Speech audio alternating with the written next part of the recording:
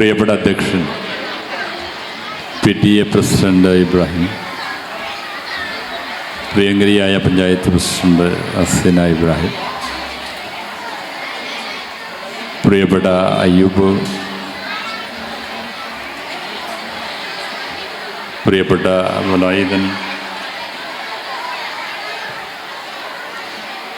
ഈ സദസ്സിലും സ്റ്റേജിലുമുള്ള ബഹുമാനരായ വ്യക്തിത്വങ്ങൾ, ഈ സ്കൂളിൽ വർഷങ്ങളോളം സേവനം നടത്തി ഇവിടെ നിന്ന് വിരമിക്കുന്ന പ്രിയപ്പെട്ട രാധ ടീച്ചർ, പ്രിയപ്പെട്ട Preetha teacher, Naseema teacher,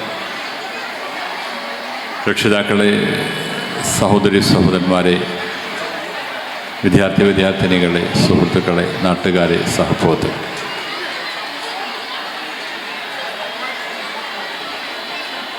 diamond jubilee ആഘോഷവും യാത്രയപ്പ് സമ്മേളനവുമാണ് നടക്കുന്നത്.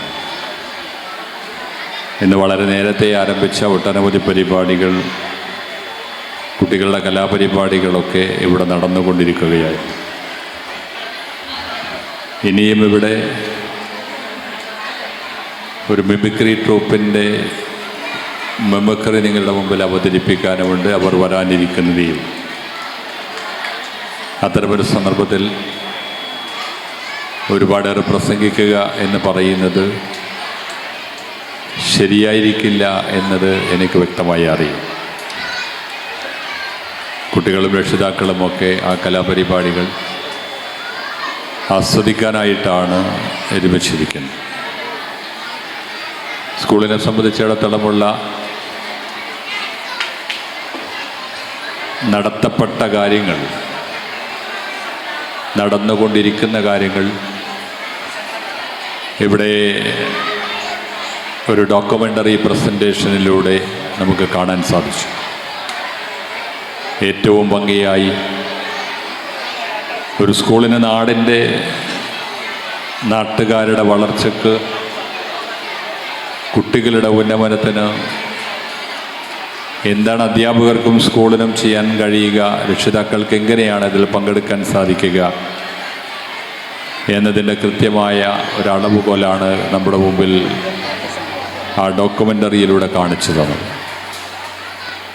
വ്യത്യസ്തങ്ങളായ മേഖലകളിൽ നമ്മളുടെ കുട്ടികളുടെ വളർച്ചയ്ക്കുതകുന്ന തരത്തിലൂടെയുള്ള ഒരുപാട് കാര്യങ്ങൾ ഇവിടെ കഴിഞ്ഞ വർഷങ്ങളിലൊക്കെയായി നടന്നുകൊണ്ടിരിക്കുകയാണ്. അതിൻ്റെ തുടർ പ്രവർത്തനങ്ങളും നടക്കുകയാണ്. അതുകൊണ്ട് തന്നെ സ്കൂളിലെ അധ്യാപകരെയും PTA-യെയും MTA-യെയും ഒക്കെ ഈ നാടിന് വേണ്ടി അഭിനന്ദിക്കുകയാണ്.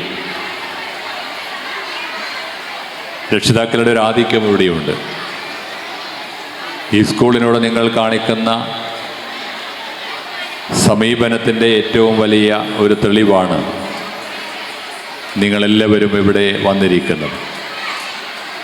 മിമിക്രി കാണാൻ ഉദ്ദേശമുണ്ടെങ്കിലും, കലാപരിപാടികൾ കാണാൻ ഉദ്ദേശമുണ്ടെങ്കിലും, ഈ സ്കൂളിനോടൊരു പ്രതിപത്തി നിങ്ങളുടെ മനസ്സിലുണ്ടാക്കുന്നത് കൊണ്ടാണ് നിങ്ങളുടെ സാന്നിധ്യം ഇവിടെ നിങ്ങൾ ഉറപ്പിച്ചിരിക്കുന്നത്.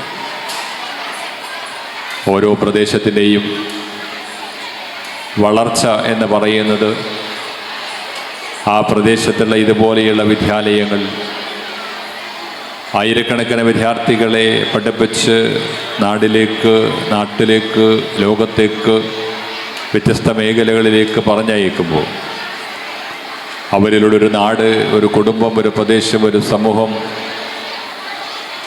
എല്ലാം വളരുകയാണ്. ആ വളർച്ചയുടെ ഒരുപടിയേറെ കടന്നു വന്ന പടവുകളാണ് ഇവിടെ നമുക്ക് കാണാൻ സാധിച്ചത്. ഈ സ്കൂളിൻ്റെ സ്ഥാപനം മുതലുള്ള ചരിത്രം ഇവിടെ വിശദീകരിക്കപ്പെട്ട് കഴിഞ്ഞു. വളരെ ചെറിയ ഒരു കാലഘട്ടത്തിൽ നിന്ന്, വളരെ ചെറിയ സൗകര്യത്തിൽ നിന്ന് ഒരു വലിയ സൗകര്യത്തിലേക്ക് ഈ സ്കൂൾ ഘട്ടം ഘട്ടമായി എത്തിയിരിക്കുന്നു. അതിനനുസരിച്ച് നാട്ടുകാരും ഉയർന്നിരിക്കുന്നു എന്നതാണ് അതിൻ്റെ പ്രത്യേകത. അത് സ്കൂളിനെ സാധിക്കൂ, അത് ഇത്തരം സ്ഥാപനങ്ങൾക്കേ സാധിക്കൂ. അതുകൊണ്ട് തന്നെ പ്രിയപ്പെട്ട രക്ഷിതാക്കന്മാർ, സ്കൂളിനോടൊപ്പം നിൽക്കണം എന്ന് സന്ദർഭോചിതമായി സൂചിപ്പിക്കുകയാണ്. മറ്റൊരു കാര്യം, 3 അധ്യാപികമാർ ഇവിടെ നിന്ന് വിരമിക്കുകയാണ്. അധ്യാപികമാർക്കുള്ളൊരു യാത്രയപ്പ് കൂടിയാണിത്. നിങ്ങളുടെ നാട്ടിൽ നിന്നൊരു വില്ലേജ് ഓഫീസറോ ഒരു പോലീസ് ഓഫീസറോ ഒരു പഞ്ചായത്ത് സെക്രട്ടറിയോ വിരമിക്കുമ്പോൾ ഇതുപോലൊരു യാത്രയപ്പ് നിങ്ങൾ നൽകില്ല. കാരണം അവർ നിങ്ങളോട് പലപ്പോഴും കലഹിച്ചിട്ടുണ്ടാകാം, നിങ്ങൾ പറഞ്ഞത് നടത്തി കൊടുത്തിട്ടുണ്ടാകില്ല, അങ്ങനെയൊക്കെയുള്ള കാര്യങ്ങളുണ്ടാകാം. പക്ഷേ അധ്യാപകർ ഒരുപക്ഷെ നിങ്ങളെക്കാളേറെ നിങ്ങളുടെ കുട്ടികളെ ശ്രദ്ധിക്കുകയും അവരുടെ വളർച്ചയിൽ കേന്ദ്രീകരിക്കുകയും അവരുടെ സ്വഭാവ രൂപീകരണത്തിൽ കൃത്യമായി ഇടപെടുകയും നിങ്ങളെ കുട്ടിയെ നിങ്ങളുടെ കുട്ടിയാക്കി നിങ്ങളുടെ കയ്യിൽ തന്നിരുന്ന അധ്യാപകൻ എന്നുള്ള നിലക്ക് സമൂഹം അവർക്ക് നൽകുന്ന ഒരു ആദരവാണ് ഈ തരത്തിലൂടെയുള്ള യാത്രയപ്പുമായുള്ള ബന്ധങ്ങൾ. അതുകൊണ്ടതാണ് അധ്യാപക വിദ്യാർത്ഥി ബന്ധവും അധ്യാപകരും സമൂഹവും തമ്മിലുള്ള ബന്ധവും നിലനിൽക്കുന്നത്.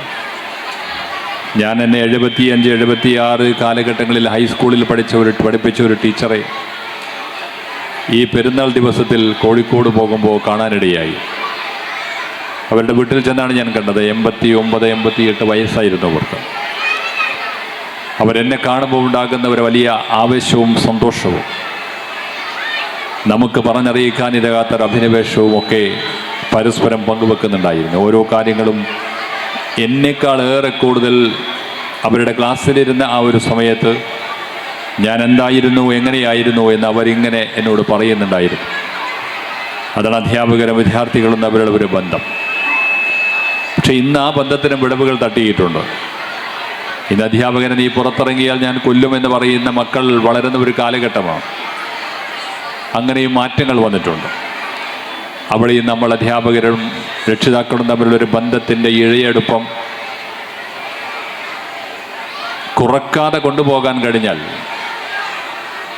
ആ ബന്ധത്തിന് വിള്ളൽ തട്ടാതെ കാലാകാലം നിലനിർത്താൻ സാധിക്കും. അതിന് രക്ഷിതാക്കന്മാരും കുട്ടികളും ഒരുമിച്ച് നിൽക്കണം.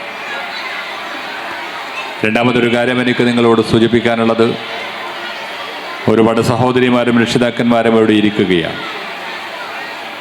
കാലം ഒരു കെട്ടകാലമാണ്. നമ്മുടെ കുട്ടികളെ സ്കൂളിലേക്ക് പറഞ്ഞയക്കുമ്പോൾ നിങ്ങൾ ഇതുപോലുള്ള ആഘോഷങ്ങൾക്ക് സ്കൂളിൽ വന്നാൽ പോരാ. ഇതുപോലെയുള്ള മിമിക്രി കാണാനും ഡയമണ്ട് ജൂബിലിക്കും വന്നാൽ പോരാ.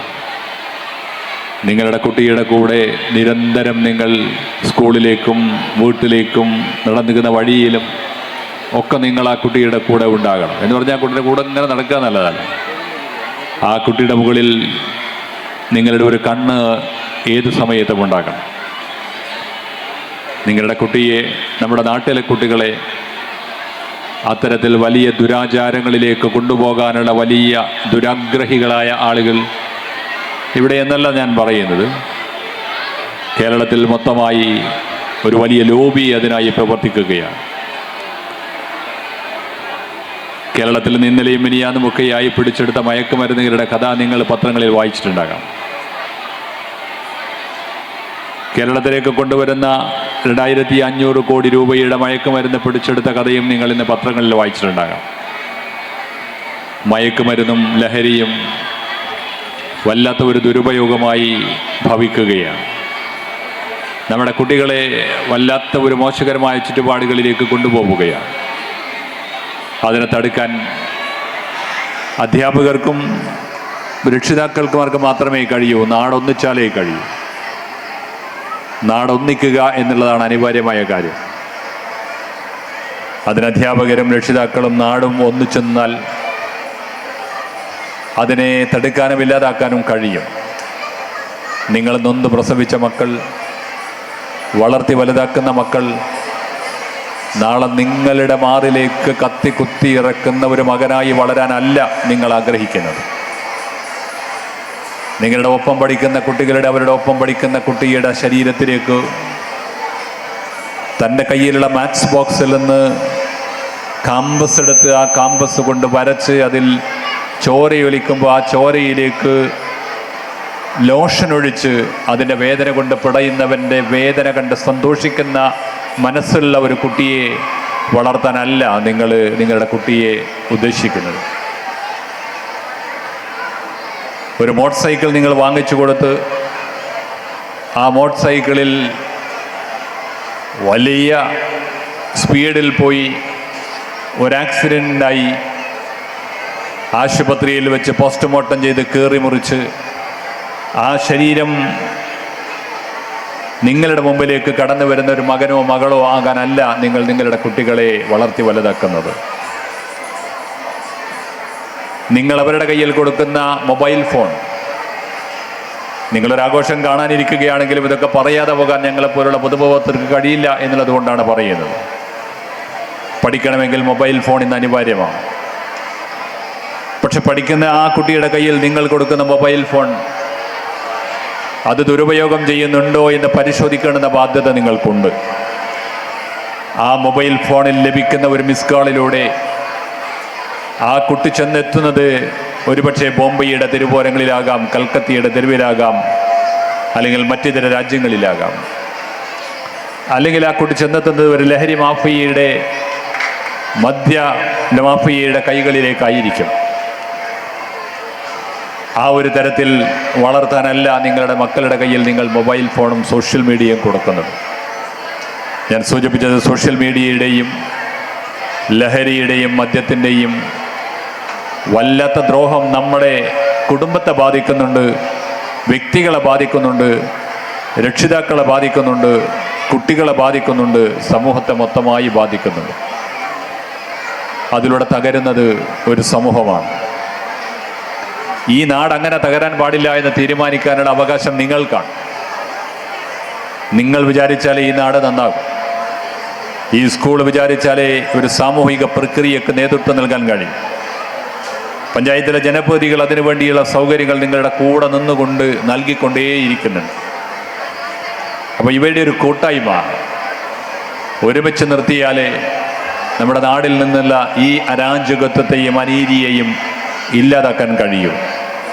അതിനുള്ള ഒരു ശ്രമം ഇത്തരം സന്ദർഭങ്ങളിലൊക്കെ നിങ്ങളുടെ മനസ്സുകളിൽ ഉണ്ടാകുകയും നിങ്ങളുടെ കുട്ടികളുടെ കൂടെ സ്നേഹത്തോടുകൂടി നിങ്ങൾ ഉണ്ടാകുകയും അവരെ ഒപ്പം നിർത്തുകയും ചെയ്തുകൊണ്ട് ഏറ്റവും നല്ല ഒരു കുട്ടിയായി, ഉന്നതനായ വ്യക്തിയായി, ഉത്തമത്വത്തിലേക്ക് വളരുന്ന ഒരു തരത്തിൽ ഉയരങ്ങളിലെത്തുന്നത് വരെ നിങ്ങളുടെ ആ കുട്ടിയുടെ കൂടെ നിൽക്കുക. അതിന് നിങ്ങൾ തയ്യാറാകുക.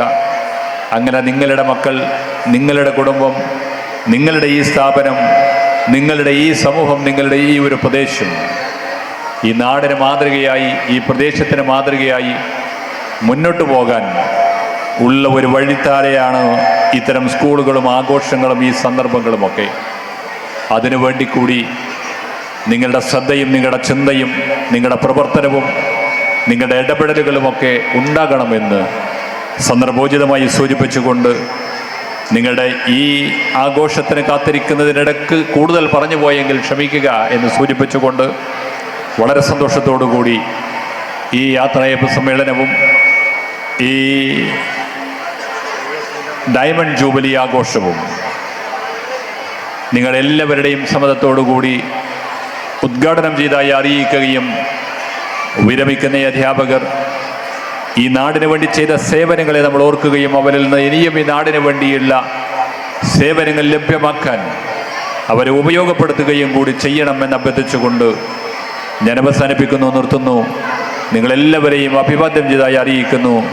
സന്തോഷപൂർവം എല്ലാവർക്കും നമസ്കാരം. ജയ് Hind. We proudly present the website in front of our audience. നമ്മുടെ MLA സർ പ്ലീസ് സ്ക്രോൾ ചെയ്തോളൂ. ഇതാ, we are very much happy. നമ്മുടെ സ്കൂളിന്റെ വെബ്സൈറ്റ് ആണിത്, www.kmupschool.com. എല്ലാവരും please give an applause. And we the KMUP family, we are very much thankful to Samat Machingal, our OIC president, and all the OIC team, and to Professor Abid Hussain Tangal, who has officially launched the website.